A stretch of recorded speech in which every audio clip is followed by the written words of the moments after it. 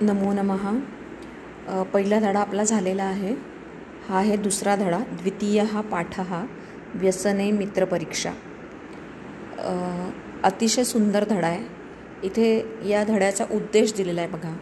उत्तम मित्रे के गुणाः भवेयुः. उत्तम मित्रामध्ये कोणते गुण असायला हवेत. संकटसमये मित्रेण साहाय्यं कृतं इति कदाचित अनुभूतं वा. संकटाच्या वेळी एखाद्या मित्राने तुमची मदत केलेली आहे असा तुम्ही अनुभव घेतला आहेत का?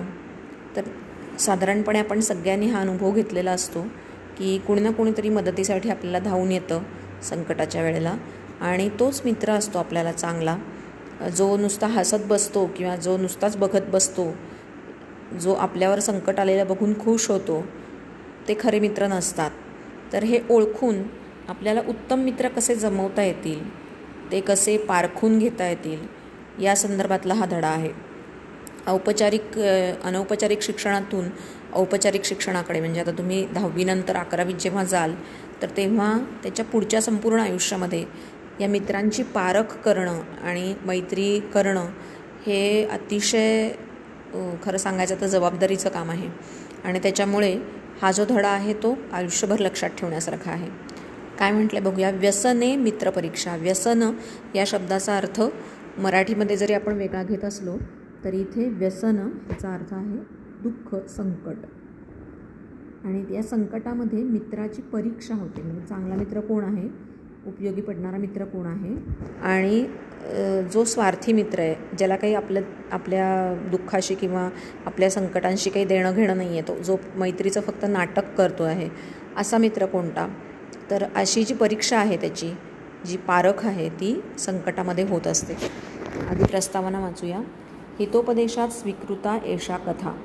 हितोपदेशस्य कर्ता नारायण पंडितः. हितोपदेशस्य चत्वारः विभागाः सन्ति. मित्रलाभः, सुहृद्भेदः, विग्रहः, सन्धिः. ग्रंथे अस्मिन् पशुपक्षिणां कथामाध्यमेन नीतिवचनानि बोधितानि.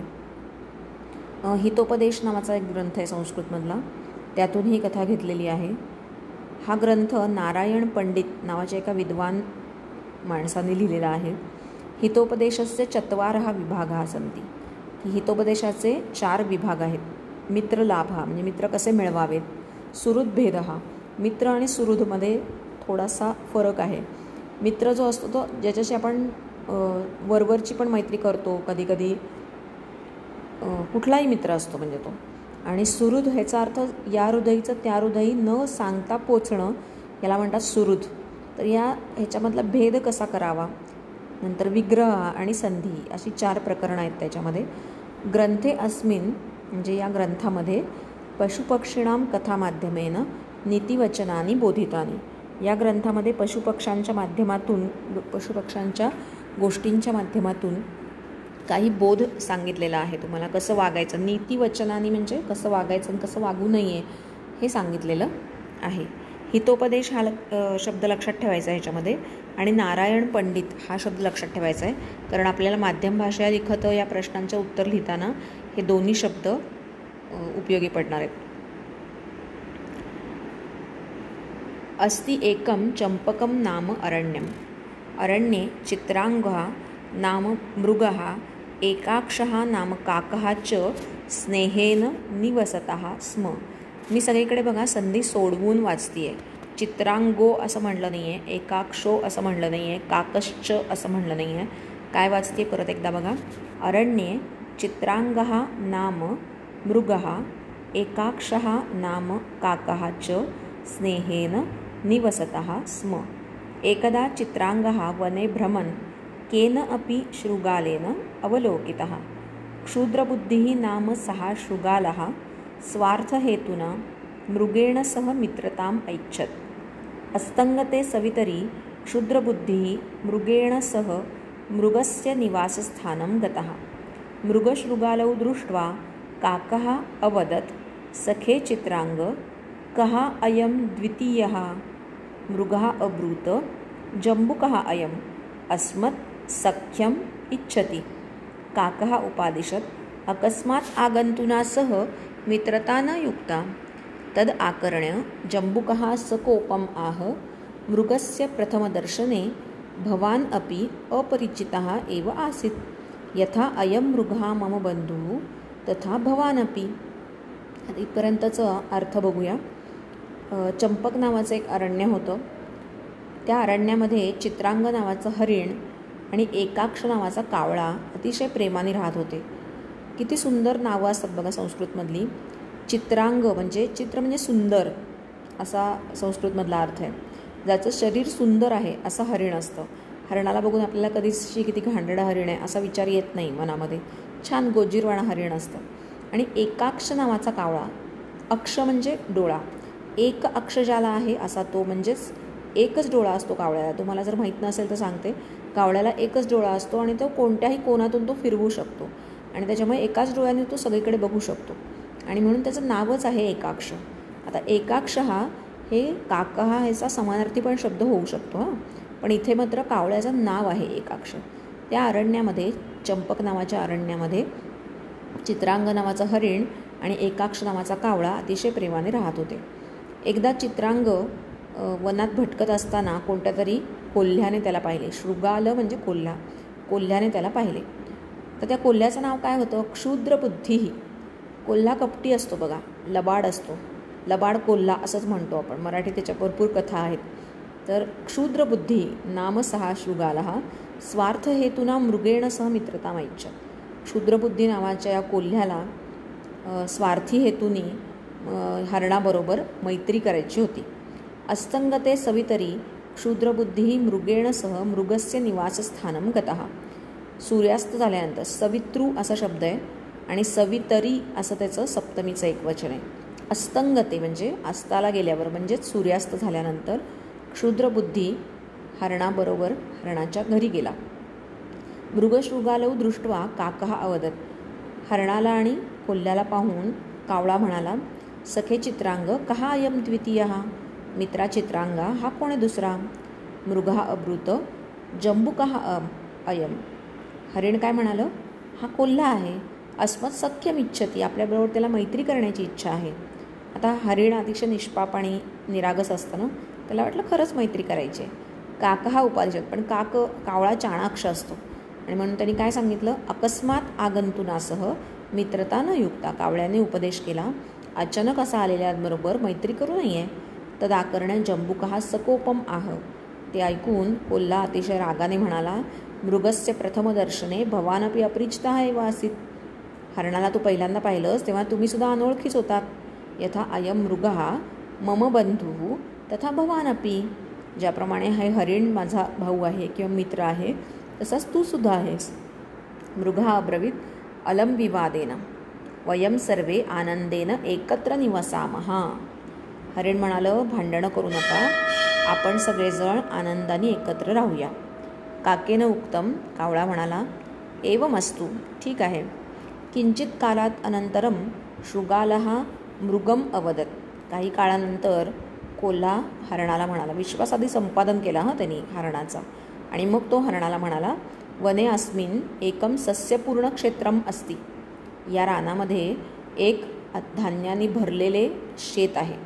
दर्शयामि त्वाम, तुला मी ते दाखवतो. तथा कृते मृगः प्रत्यहम तत्र गत्वा सस्यम अखादत.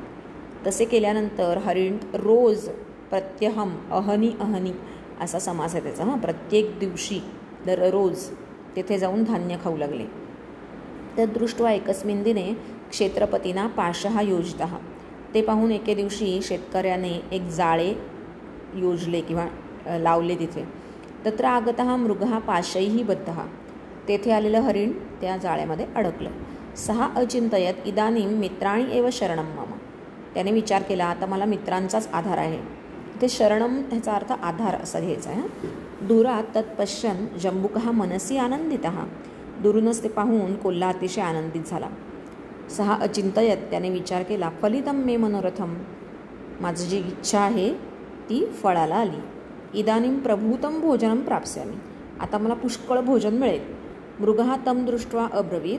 हरिण त्याला पाहून म्हणाले, मित्र छिंदी तावद मम बंधनम. मित्रा, माझी ही बंधनं तोडून टाक.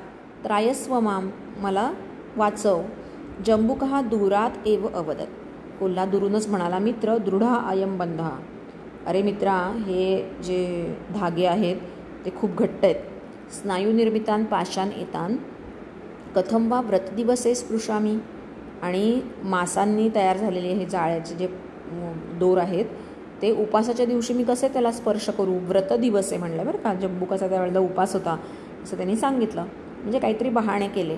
इति उक्त्वा सहा समीपमेव वृक्षस्य पृष्ठतः निभृतं स्थितः. निभृतं म्हणजे शांतपणे असे म्हणून तो जवळच असलेल्या झाडाच्या मागे शांतपणे उभा राहिला. काय होतंय ते बघायला लागला तो. प्रदोषकाले मृगम अन्विष्यन् काकः तत्र उपस्थितः. प्रदोषकाले म्हणजे संध्याकाळी. संध्याकाळी हरणाला शोधत कावळा तिथे आला. मृगम तथाविधम दृष्ट्वा सहा उवाच. हरणाला तसे अडकलेले पाहून तो म्हणाला, सखे किम एतत्. मित्रा, काय रे हे. मृगेण उक्तम. हरिण म्हणाले, सुहृद्वाक्यस्य अनादरात बद्धः अहम. अतिशय महत्त्वाचं वाक्य आहे की मित्राच्या बोलण्याचा अनादर केल्याने किंवा मित्राचे बोलणे न ऐकल्याने मी असा अडकला गेलो. उक्तम च. आणि असे म्हटलेच आहे की सुहृदाम हितकामानां यशृणोति न भाषितं विपत्सन्निहिता तस्य स नरः शत्रुनंदनः. काय म्हटलेलं आहे तर सुहृद म्हणजे अगदी चांगल्या मित्रांचे किंवा हितकारक बोलणाऱ्यांचे जो बोलणे ऐकत नाही आणि त्यांच्याबरोबर संभाषणही करत नाही तो संकटात अडकतोच आणि तो माणूस शत्रुनंदनः शत्रूला आनंद देणारा ठरतो. काकः अब्रूत. सहा वंचकः क्व अस्ते. कावळ्याने ओळखलं की या कोल्ह्याची ही करामत आहे किंवा कपट आहे. कावळा म्हणाला, तो लबाड कुठे गेला. मृगेण उक्तम. आता मात्र हरणाला ते कळलेलं होतं की तो का हे करत होता ते. त्यामुळे हरिण म्हणाले, मन मांसार्थी तिष्ठती अत्र एव. माझे मांस मिळेल या इच्छेने इथेच उभा आहे. काकः उक्तवान. कावळा म्हणाला, उपायः तावत् चिंतनीय. हां, कावळा काय म्हणाला तर मग आपण एक काहीतरी मार्ग काढायला हवा यातून, त्याचा विचार करूया. अथ प्रभाते क्षेत्रपतीः लगुडहस्तः आगच्छन् काकेन अवलोकितः. त्यानंतर पहाटे किंवा सकाळी शेतकरी हातामध्ये काठी घेऊन, लगुडं म्हणजे काठी, हातात काठी घेऊन आलेला कावळ्याने पाहिलं. तर कावळा उंचावर बसलेला असणार ना फांदीवर, त्याला दुरूनच दिसलं ते की क्षेत्रपती म्हणजे शेतकरी हातात काठी घेऊन येतोय. तम आलोक्य काकेन उक्तम. त्याला पाहून कावळा म्हणाला, सखे मृग त्वम आत्मानं मृतवत संदर्शय. मित्रा हरणा, तू स्वतःला मेल्यासारखे दाखव. वातेन उदरम पूरयित्वा पादान स्तब्धीकृत्य तिष्ठ.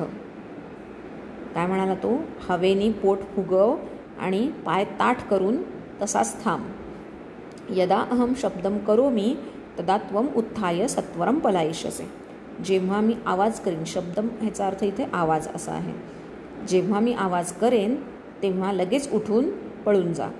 मृगः तथैव स्थितः. हरिण तसेच थांबले. क्षेत्रपतीना मृगः आलोकितः उक्तः च. शेतकऱ्याने हरणाला पाहिले आणि म्हणाला, आहा स्वयंमृतः असि. वा वा, स्वतःच मेला आहे, म्हणजे त्याला मारायची काही गरज नाही आहे पुन्हा काठीने. सहा मृगम बंधनात व्यमुंचत. त्याने हरणाला बंधनातून किंवा जाळ्यातून सोडवले. ततः काकशब्दम श्रुत्वा मृगः सत्वरम पलायितः. तेव्हाच कावळ्याचा आवाज ऐकून हरिण लगेच पळून गेले. तम उद्दिश्य क्षेत्रपतीना क्षिप्तेन लगुडेन शृगालः तावद हतः. आणि त्याला उद्देशून त्याच्या रोखाने शेतकऱ्याने टाकलेले जी काठी आहे ती कोल्ह्याला लागली आणि त्यामुळे तोच मरण पावला. इथे आपलं धडा संपलेला आहे. आता त्यातलं संधियुक्त शब्द किंवा व्याकरण किंवा जे काही घटक असतील ते आपण पुढच्या व्हिडिओमध्ये बघूया. धन्यवाद.